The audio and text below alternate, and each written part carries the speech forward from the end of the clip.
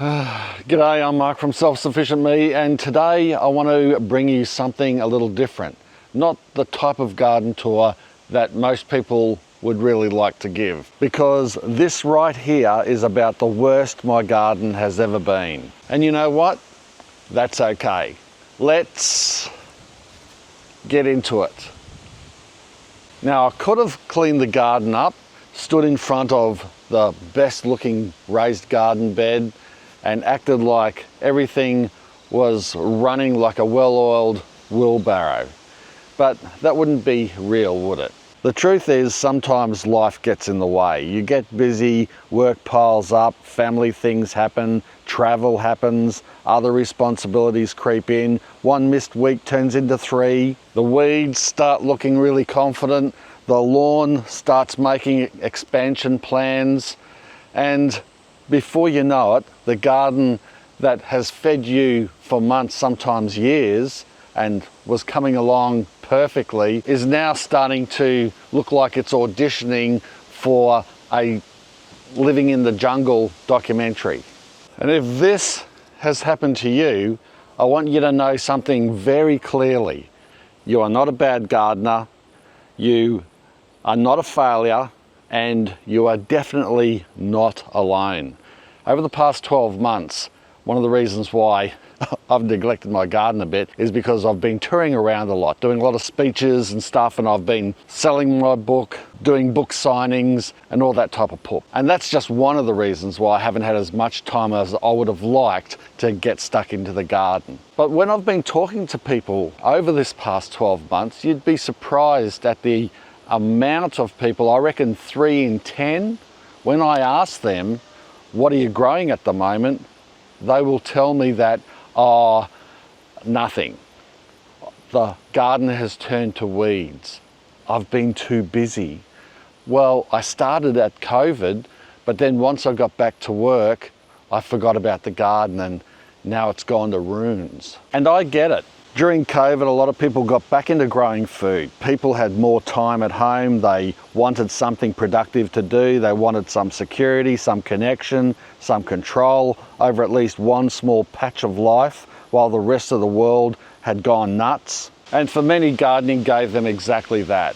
But once the world got back to normal, so to speak, that part of their life slipped and they forgot about gardening. It's not because they didn't care, but because gardening, like anything worthwhile, needs some attention. And when your time and energy are being pulled in every direction, even the things you love can get left behind. Or the things that you thought was a great idea and you know in your heart it's good, like maybe losing a bit of weight, you know, those types of things takes effort and motivation to keep it going.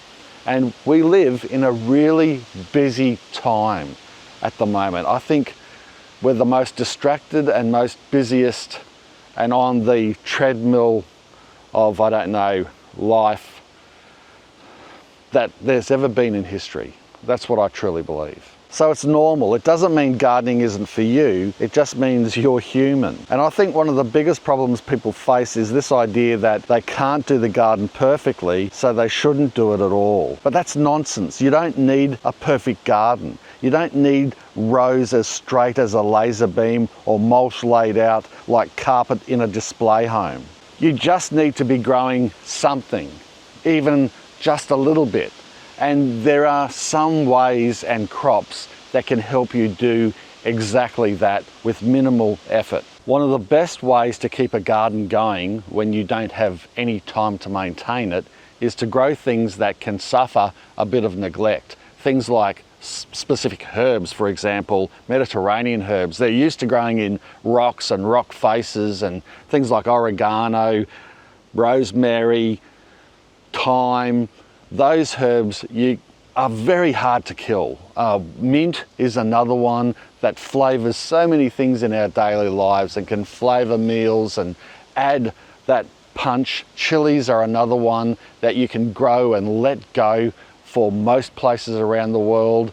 Crops that can feed you. Sweet potato is one of the easiest things you can grow, and you can eat the leaves of sweet potato. You can often just leave that in the garden as a cut and come again, or dig up, and you'll never get, in most places around the world, especially warmer climates, you'll never get all your sweet potato out of a garden bed, and you'll find it keeps growing back. Another thing that I love to grow, or just let grow, is pumpkin. Check out this pumpkin vine here.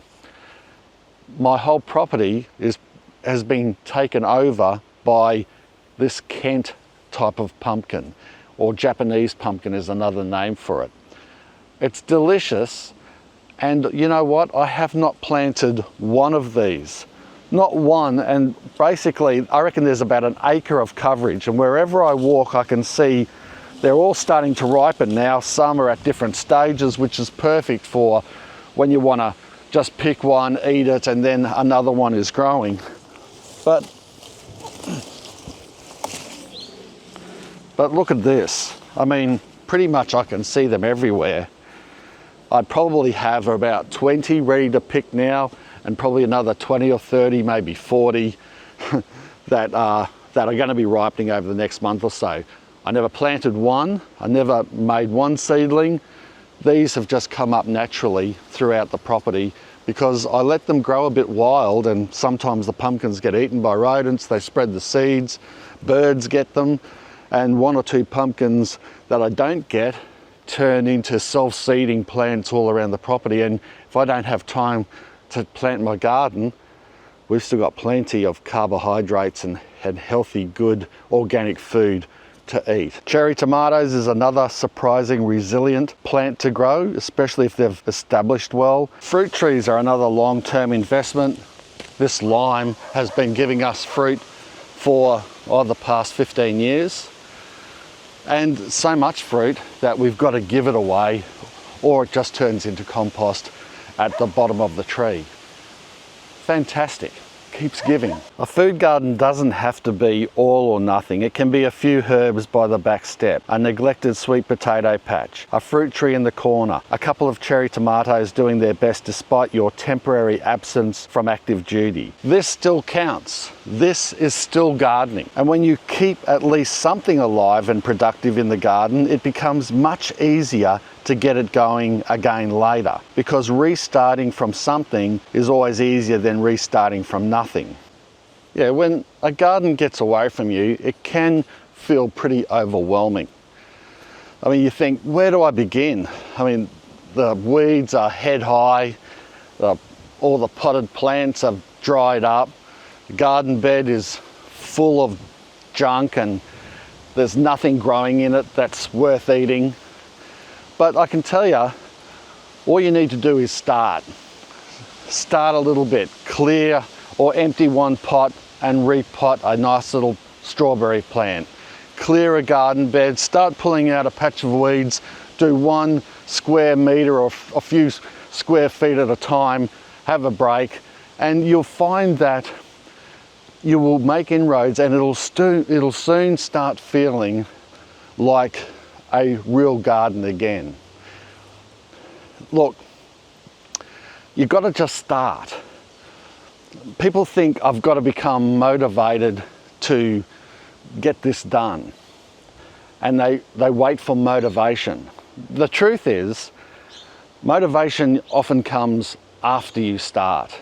It's when you start seeing inroads. It's when you start losing the weight analogy again. Using and losing the weight, when you start losing a little bit because you've started, that motivation kicks in and you usually keep it going. It's the same for anything in life, and especially a terrible overgrown mess like this. Once you start and you start seeing the inroads you're making and it's coming back to life, well then you're going to get more motivated to keep it going. And I can clear something like this myself in a few days.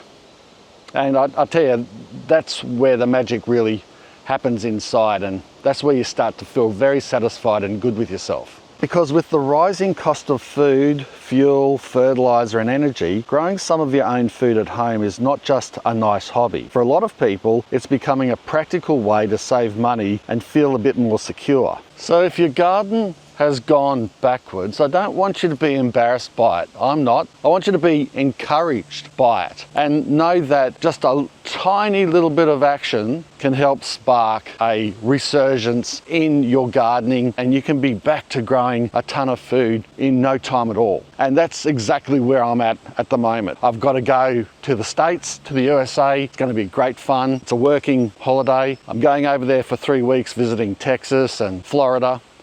It's going to be fantastic. In the back of my mind, I'm thinking, I can't wait to get back here, because we're at the start of the growing season, the real growing season here in southeast Queensland.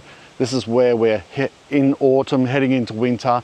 This is when we can grow most of the main staples, most of those supermarket veggies, I call them, that you see in the supermarket. The cabbages, the salad crops, the brassicas, the broccoli, even tomatoes. Those types of things grow the best at this next 6 months. So I'm so keen to get back and give you a before and after.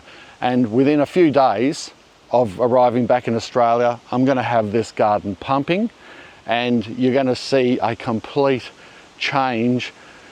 And I think it's going to be a lot of fun. I'm just going to let the water flow. So let the garden grow, let it just overflow. And we'll see how terrible it looks when we get back. Nothing will probably die. If anything, it'll be even bigger jungle than it is now. And we'll pull out all the machinery, all the stops, and all the slavery and hard work. And I'll document it all for you and show you that this can be done in a couple of days. There is something deeply rewarding about bringing a tired garden back to life. It reminds you that gardens are resilient, and maybe in a funny sort of way, so are we. So if your patch has gone wild and you've lost momentum, now is the time to get back into it. Get into it, as I say, because starting today is the best time to start. What do they say about growing a tree? The best time to plant a fruit tree is 10 years ago. The second best time is planting it right now. So get stuck into it and let's grow our veggie gardens this growing season in both hemispheres together. Thanks a lot for watching. I hope you enjoyed the video. If you did, make sure you give it a big, windy, horrible, overgrown garden thumbs up, and I'll catch you in the next one. Cheers. Bye for now.